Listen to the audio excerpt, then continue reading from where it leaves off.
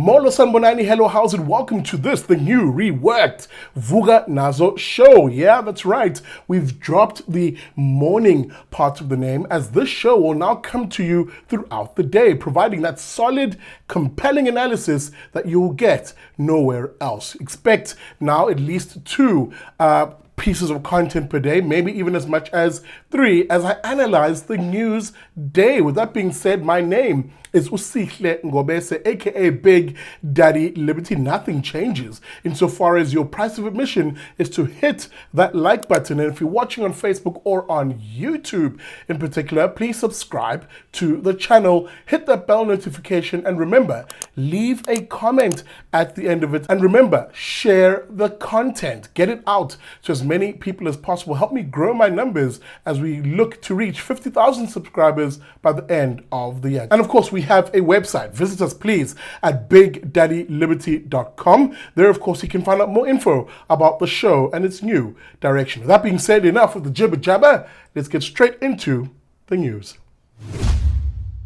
Parents, you are under attack. The education department and politicians are coming for your children and your ability to choose. What am I referring to? Of course, we're talking about the monumental stuff up that is the Department of Education, which now is demanding more control over education.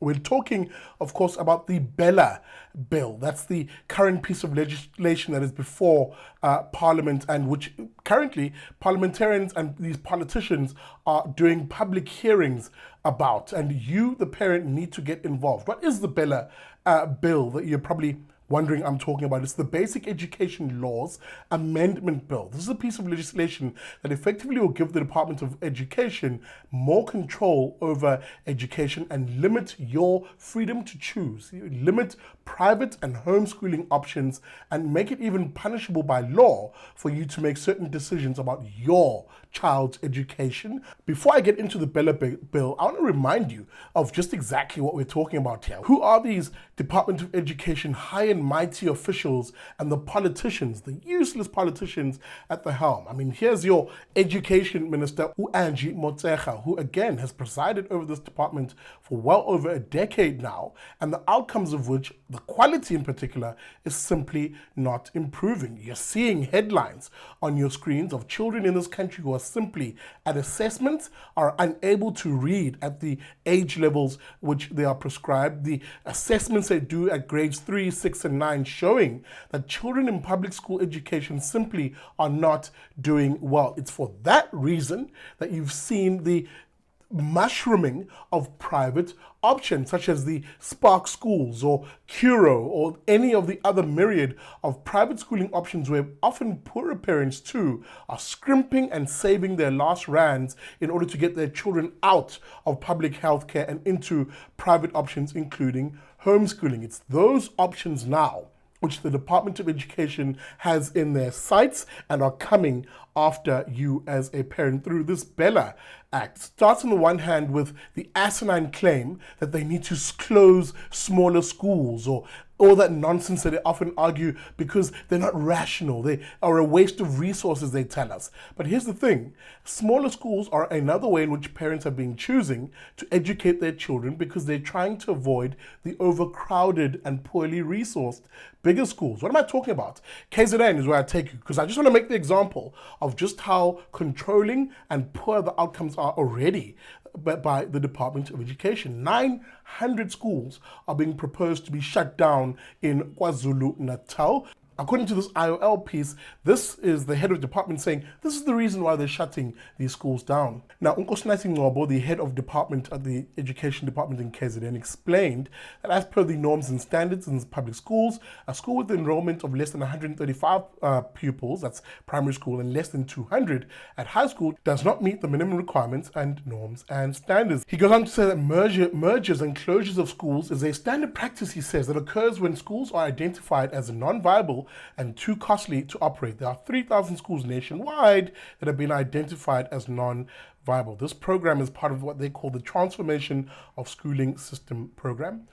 Here's the problem with this. It sounds all fine and well, it sounds even rational when you read it at face value. But what he's not telling you is that as things stand, a lot of these bigger schools are simply overcrowded. Speak to any teacher who teaches in a township school, and they'll tell you they can sit with as upward of 70 to 100 pupils in a class. How on earth is your child going to get the individual attention required to get a quality education in such crowded schools? These smaller schools are often parents opting to put their children into these smaller schools so that their kids can get actual attention. Now, this power to make these decisions is what the education officials and politicians are smugly trying to give themselves more of through the Basic Education Law Amendments Bill. Now, I'm going to be very brief here in just giving you the headlines of what this bill is and why I, as Big Daddy Liberty, will be standing against this bill and will make an oral submission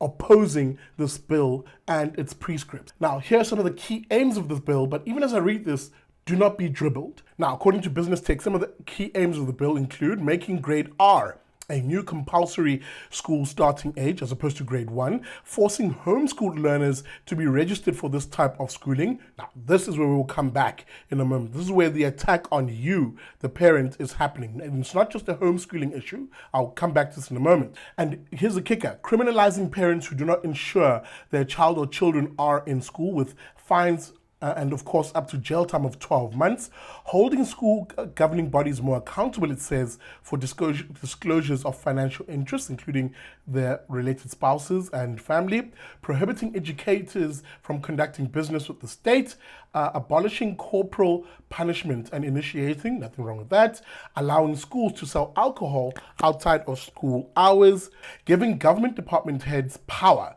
over language policies and the curriculum a school must adopt. End of quote.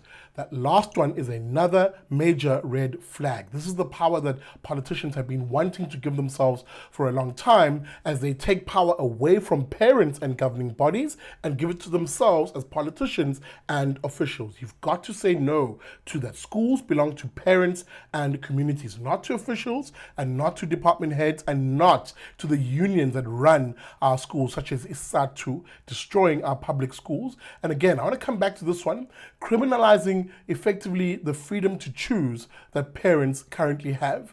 Remember, it is the failing public healthcare system now that has seen the mushrooming of schools across the country that are private options, whether it is the Sparks schools or the Curo options of schools or the various numerous other private school offerings that have seen even poorer parents beg, scrimp and save in order to get their kids out of public schools into these school options, including also homeschooling their children. The department is now trying to extend its creeping hand into controlling these aspects of education, which they have very little understanding of and which you, the parents, have opted for because they give your children better options. This is why the BELA Bill has to be fought tooth and nail. It is a government and politicians who are trying to create equality, but equal bad outcomes. That is what the government and politicians specialize in, creating equality of bad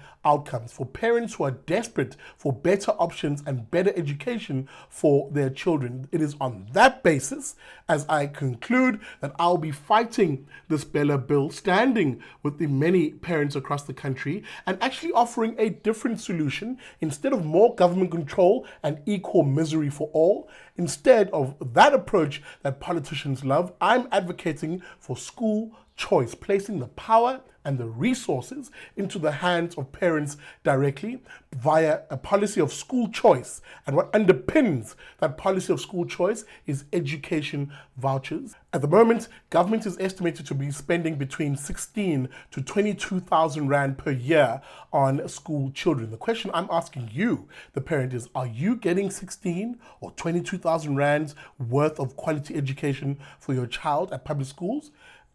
No. The answer is no. Let's be honest about this. The answer is simply no. It's on that basis that I'm advocating for a policy of education vouchers, where instead of the government and officials spending that 22,000 Rand, instead of them spending it, you get the voucher for it. You as the parent decide where you can disperse this voucher of either between 16 and 22,000 Rand, according to various estimates.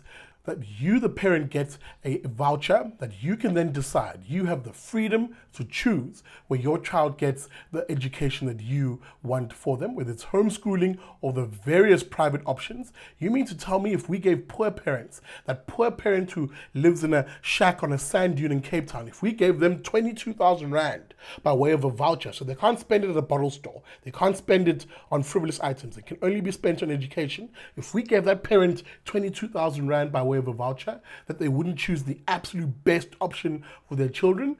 On that basis, I'll be taking this idea to a public hearing that will be held on this BELA Bill, where I will reject this bill and make an argument for school choice and education vouchers. You can find me, of course, at that particular hearing, which will be on Sunday at the Pinetown Civic Centre. There are the details on screen. Join me, as we'll also be producing content from there. Join me as we fight for better education and say no to this bad BELA Bill.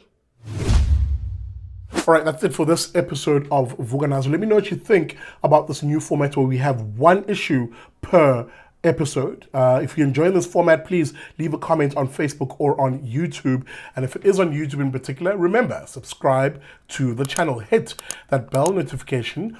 All links, by the way, to these stories are in the descriptor of this video. Guys, support the work that we're doing. A lot of it now will include me doing advocacy work, physically going out, challenging bad ideas, spreading good ideas, and your financial support is 100% welcome in that regard. Consider supporting the channel financially, 75 Rand per month. How do you do that? Find a payment method that suits you at our website at bigdaddyliberty.com.